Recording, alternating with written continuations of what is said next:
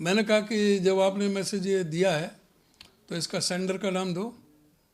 तो कह रहे कि सेंडर का नाम मैं नहीं दे सकता क्योंकि उसकी जान को खतरा है। उसका नाम आते ही उसके साथ कुछ भी हो सकता है। 8 बजे से काउंटिंग होनी थी। 7:30 बजे हमारे प्रभारी श्री दीपक बाबरिया जी, जो हमारे AICC के जनरल सेक्रेटरी CWC के मेंबर भी हैं, उनके पास में मैसेज आता है। मैं पढ़ के आपको सुना रहा हूँ। Today's election result will be like this: BJP 46 to 49, INC 36 to 38, INLD 2 to 3, others 3 to 4. The list of seats on which BJP has set the frequency is as follows: कालका, घरौंडा, असंध, राई, Kharkhoda, Safidon, Uchana Kala, Bhadra, Dadri, Mahendragarh, Hodal, Badkhal, Gohana, Narwana. These are the seats on which BJP will cheat with high frequency.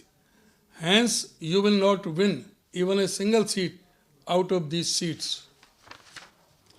These are all manipulated seats which Congress won, but BJP has changed the results by uploading data files in EVM. Therefore, there may be 2 to 3 seats different from the numbers given by me, but the result will be same as I have given the figures above. 7:30 AM, 8 October. I guarantee 100% that the result will be like this: you will lose the victory and no one will know how BJP won. You know this and I know how it won. 7:35 AM, counting से 25 minute पहले। आज आपको पता चल जाएगा evening को कि मैं हवा में बात नहीं करता। 7:39 AM। ये तीनों मैसेज काउंटिंग स्टार्ट होने से पहले के हैं।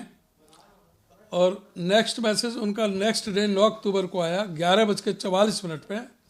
There were 14 more seats which you won but lost.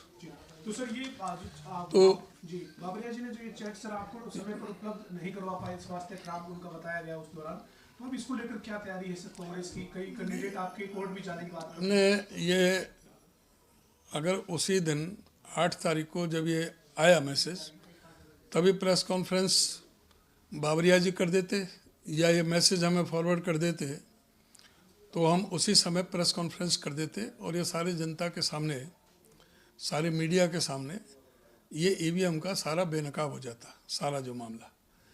लेकिन वो कर नहीं पाए। 9 तारीख को 3:32 पर मुझे इसके बारे में पता लगा, ये मैसेज आया। मैंने दीपक बाबरिया जी से बात की तो मैंने कहा आपने ना तो हमें बताया ना आपने कोई प्रेस कॉन्फ्रेंस की इसके बारे में। तो उन्होंने कहा कि मेरी तबीयत ठीक नहीं थी, मैं दवाई लेकर सोया हुआ था, मुझे मैसेज का पता नहीं लगा। मैंने तो नेक्स्ट डे देखा, मुझे तो 9 तारीख को देखा मैंने, जब मैंने जयदीप धनखड़ को भेजा, जयदीप धनखड़ ने मुझे भेजा।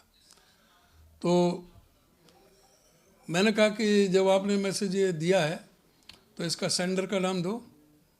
तो कह रहे कि सेंडर का नाम मैं नहीं दे सकता क्योंकि उसकी जान को खतरा है। उसका नाम आते ही उसके साथ कुछ भी हो सकता है, तो इसलिए मैं उसका नाम नहीं बताऊंगा। तो हमने कहा स्क्रीनशॉट दो। वो 10-15 दिन बाद यहाँ जब दिल्ली आए अहमदाबाद से, तब मैं उनसे मिला तो उन्होंने स्क्रीनशॉट दिया मुझे अपने मैसेज का। तो इसके ऊपर उन्होंने स्लिप लगा दी, ऊपर का जो सेंडर्स का नाम था, जो टाइटल जो भेजने वाला था। मैंने उनसे कहा कि आप ये नाम बता दो। उनके नहीं, मैं ये नहीं बता पाऊँगा। तो उन्होंने ये मैसेज तो स्क्रीनशॉट दे दिया, लेकिन वो सेंडर का नाम नहीं। अभी तक हम प्रयास करते रहे कि वो बता दें तो उससे ज़रा बेहतर सुविधा हो जाए, पता लग जाए कौन है क्या है। उसके बाद मैंने अपने कांग्रेस नेतृत्व को भी इसके बारे में मेल कर दिया, सारी स्थिति से अवगत करा दिया था, क्योंकि वो बिजी थे महाराष्ट्र में, झारखंड में, तो इसलिए इस पर कोई चर्चा नहीं हो पाई। और दीपक बाबरिया जी से हम प्रयास करते रहे, उन्होंने नाम नहीं बता पाए। अब हमें इलेक्शन पिटीशन तो डालना ही था, उसका डेट आ गई थी, 22 तक इलेक्शन पिटीशन डालने हैं। तो आज 20 तारीख हो गई, तो कल हम इलेक्शन पिटीशन डाल रहे हैं, और भी हमारे साथी कई कुछ एक डाल रहे हैं। तो इसलिए अब इस मैसेज को जब हम हाई कोर्ट में डाल रहे हैं तो इसको प्रेस में देने से हमें कोई दिक्कत नहीं।